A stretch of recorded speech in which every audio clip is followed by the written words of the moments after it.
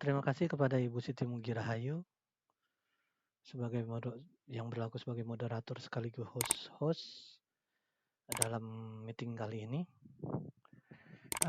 Hari ini kita berjumpa lagi dengan kelompok kami, ya. Hari ini adalah materi kedua pemaparan dari saya sebagai presenter.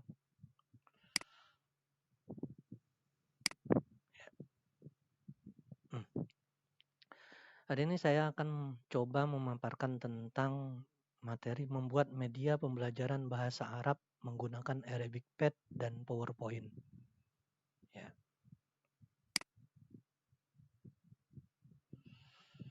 Ini profil saya.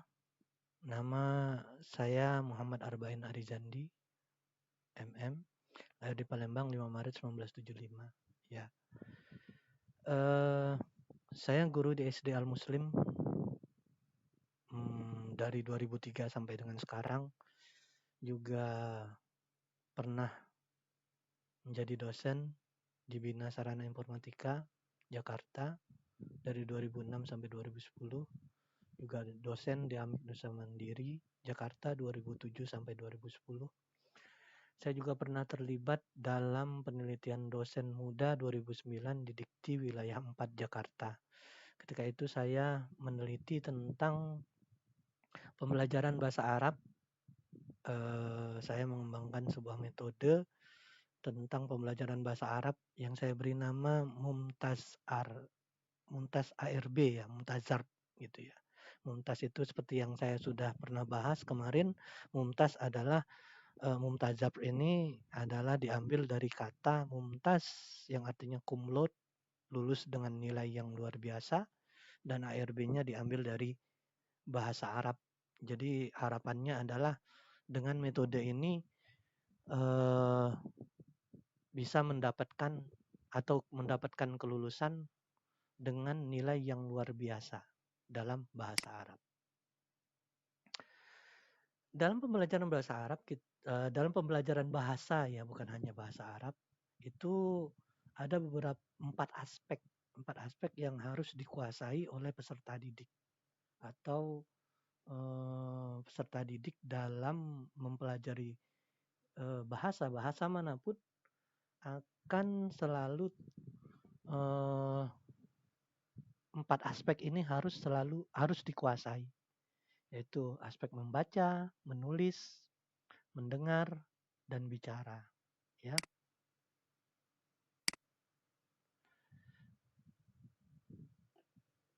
Ya. Selama saya di SD Al Muslim, ya ketika itu pembelajaran bahasa Arab, ya bahasa Arab itu terakhir tahun 2005. Setelah itu pembelajaran bahasa Arab itu sendiri sudah tidak dibelajarkan dalam pembelajaran sehari-hari SD Al Muslim, tapi diganti dengan pembelajaran tilawati yaitu tarjim gitu ya. Nah, ketika saya mulai mengajarkan, terlibat dalam pembelajaran bahasa Arab tahun 2004 itu, ketika itu anak-anak masih kesulitan dalam hal membaca. Ketika mereka pada tahun 2004 itu, saya mulai mengajar pembelajaran bahasa Arab itu tahun 2004, walaupun saya masuk tahun 2003. Nah, saya melihat bahwasanya kesulitan anak-anak dalam pembelajaran bahasa Arab dimulai dari membaca. Jadi mereka kualitas bacaannya masih kurang ketika itu. Tapi sekarang sudah luar biasa anak-anak Al-Muslim, ya anak-anak SD Al-Muslim sudah luar biasa dengan metode tilawatinya. Mereka luar biasa bacaannya, ya. Mungkin lebih bagus dari gurunya. Nah, setelah 1 tahun saya terlibat dalam pembelajaran bahasa Arab, saya coba untuk membantu pembelajaran bahasa Arab mereka. Nah, sampai pada suatu titik saya bukan memberikan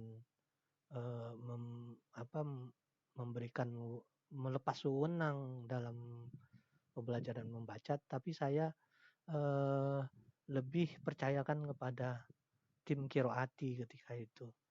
Saya fokus kepada kendala yang sangat mengganggu ketika itu, yaitu menulis, ya, juga berbicara. Nah, kalau membaca dan mendengar biasanya itu satu kesatuan. Nah, menulis ini sendiri ini diperlukan sebuah latihan menulis bahasa Arab, ya. Kalau di pesantren ketika itu menulis bahasa Arab itu dibantu dengan pelajaran imla atau dalam lughah Arabiyahnya. Nah, kesulitan kedua yaitu berbicara. Sebetulnya berbicara ini lebih kepada praktek. Ketika seorang peserta didik sering mempraktekkan pembelajaran bahasa Arab, insya Allah bicara itu sendiri tidak akan menjadi sebuah kendala, gitu ya. Nah, dalam penulisan bahasa Arab itu sendiri, ya, penulisan bahasa Arab di awal saya memang menulis dengan tangan. Nah, baru pada tahun 2004 itu saya menemukan saya tidak sempat memakai keyboard ini, ya. Keyboard yang ditulisin ini keyboard Latin yang difungsikan, ya.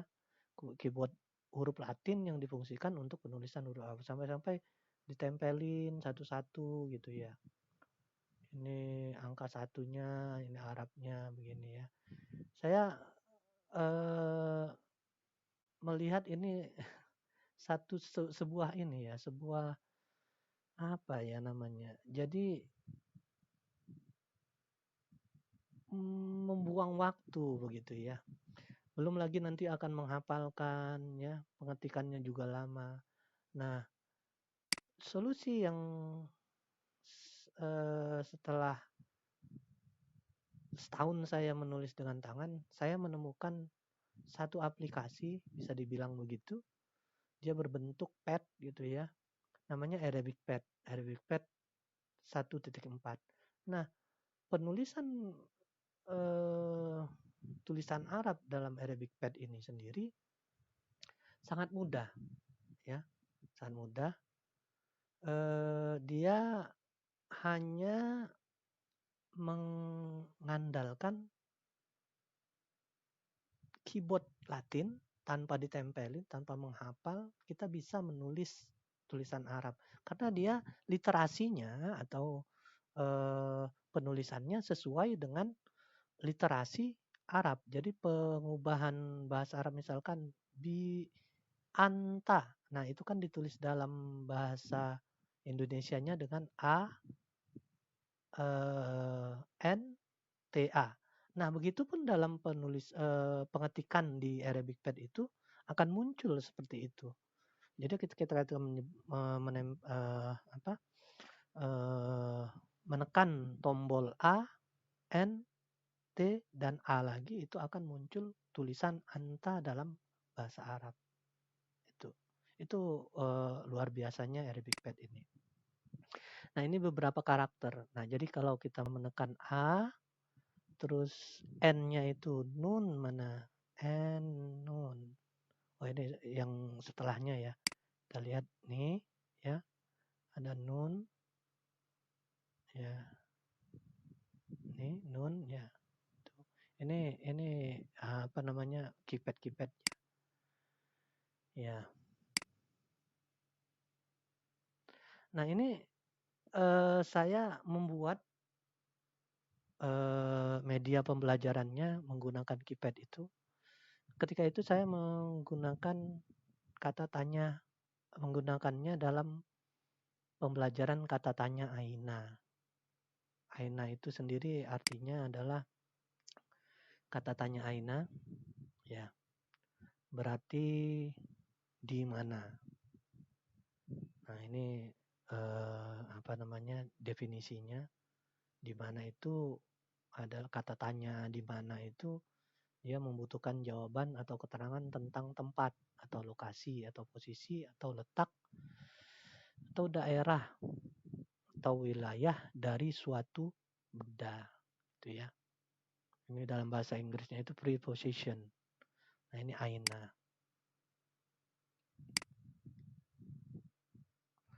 Nah, dalam format atau susunan kata tanya aina itu sendiri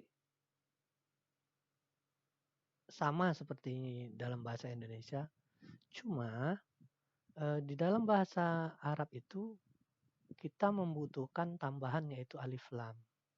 Lam. Nah, dalam tajwid itu ada alif lam samsiyah dan alif lam komariah.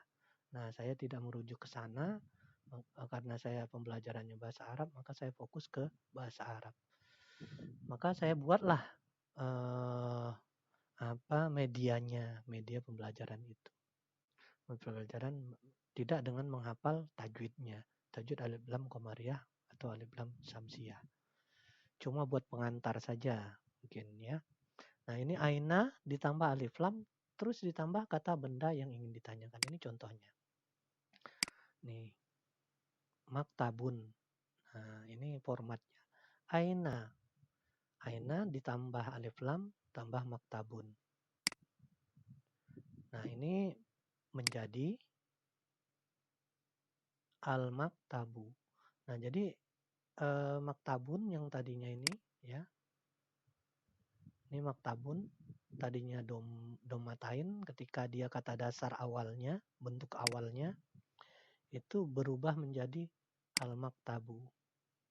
Ya, al-maktabu di sini. Ini kurang tepat ini apa namanya? Bulatannya ini versi lama dari laptop saya ketika itu membuatnya di Windows XP tahun 2005. Laptopnya sekarang masih ada, kebetulan dapat dari hasil penelitian dosen muda kemarin itu, yang penelitian dosen muda yang dibiayai oleh Dikti itu cair 10 juta saya belikan laptop 4.500.000. Nah, ini saya pindahkan di sini. Ketika saya coba buka ternyata berubah dia ya formatnya. Nah, mungkin nanti akan bisa diedit lagi. Ini al-maktabu. Jadi ketika dia masuk ke alif lam ya, alif lam masuk alif lam, maka dia domatainnya berubah jadi domah. Itu yang ingin saya tekankan kepada anak-anak. Saya buat medianya. Nah, ini contohnya. Di mana pulpen? Pulpen di atas meja. Nah, ini contoh. Aina di mana? Pulpen. Al-qolamu. Dari kata kolamun ya. Pulpen. Ini pulpen, ini maksudnya di sini panahnya ke sini harusnya. Al-qolamu di atas alal maktabi. Nah, ini ketika tadi awal al-maktabu ya. Ini dalam pembelajarannya juga ada nahwunya. Jadi ketika masuk ala ya, awalnya maktabun ini berubah menjadi al-maktabi, ini saya ajarkan juga di sini. Jadi kata maktabun itu awalnya ada al-maktabi di sini, awalnya adalah bentuk dasarnya itu maktabun. Nah, diberi alif lam ya, menjadi al-maktabu. Ya. Ya. Maktabun, al-maktabu. Nah, masuk kata ala ya, itu dalam nahwunya harful jar ya.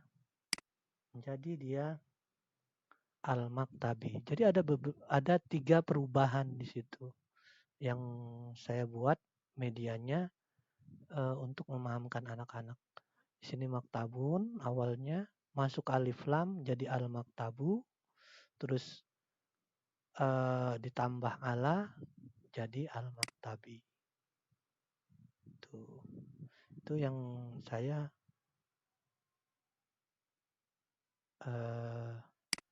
coba buat medianya. Ini contoh kalbun, maktabun ya, maktabun. Nah ini maktabun, awalnya maktabun, kata dasarnya maktabun dibeli alif lam jadi al maktabu.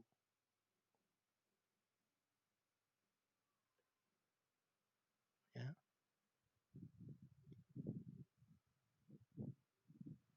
Terus kalbun,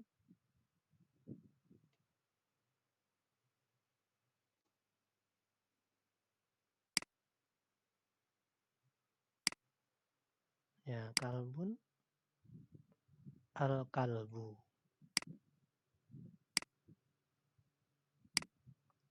Nah ini apa namanya? Di anjingnya di bawah meja. Nah diberi pertanyaan, ainal kalbu. Tuh. Al kalbu tahta di bawah ya. Al maktabu awalnya. Nah, berubah dia menjadi al maktabi. Itu ya. Tuh. Enggak kelihatan.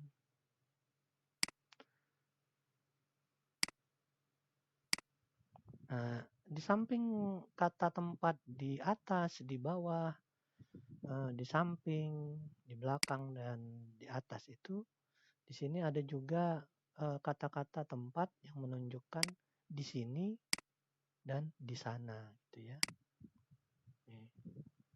Huna dan hunaka. Ainal masjidu, ya. Nah, ini ditanya al-masjid, ainal masjidu, di mana masjid, ya. Masjid di sana misalkan. Maka formatnya adalah seperti ini cara menjawabnya. Masjidu huna, ini harusnya al-masjidu ya. Karena format yang saya copy dari laptop lama. Ini al-masjidu hunaka. Nah, ada juga media pembelajaran yang saya buat untuk membelajarkan lam kasroh, kemudian lanjut kepada domir.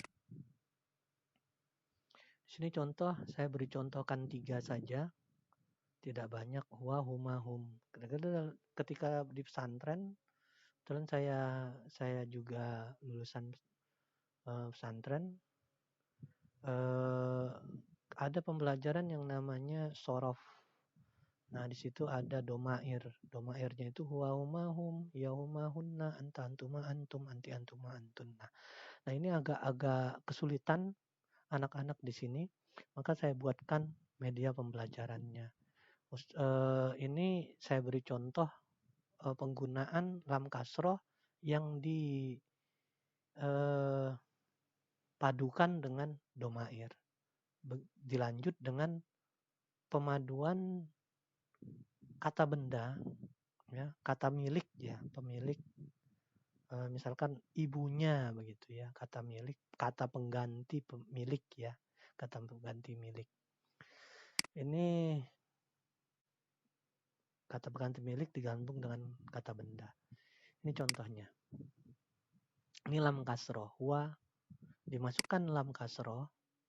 Lam kasroh itu adalah berarti punya. Maka lam kasrohnya berubah jadi bukan li lagi, tapi la. Nah, ditambah dengan kata pengganti kepunyaan dari huanya, yaitu simbolnya adalah hu. Ya. Lahu. Itu ya, dia punya. Nah, itu lam kasroh. Lam kasroh ya. Ini lam kasroh. Nah, kita dilanjutkan dengan saya sesi pertama itu bab awal yaitu lam kasroh. Nah, ini kebetulan media ini saya lanjut medianya dengan penyambungannya dengan kata benda. Maka lam kasrohnya kita ganti dengan kata benda. Saya beri contoh dengan kata umun. Umun artinya ibu, ya. Nah, ketika dia akan disambungkan dengan domair atau kata pengganti kepunyaan huwa, artinya kita akan membentuk kata ibunya, ya. Maka umun itu kita rubah menjadi umu, itu ya, umu. Ditambah dengan hu, ya. Hu tadi itu ya. Maka dia akan berubah menjadi ummu, ya. Artinya ibunya. Begitu juga domir yang huma, gitu ya. Dalam kasroh ini kita percepat saja, sama ya. Jadinya ya ummuhuma gitu ya. Ummu, huma, ummuhuma. Dalam kasroh perubahannya seperti itu. Jadi umum ibu mereka. Itu mungkin yang bisa saya sampaikan, ya.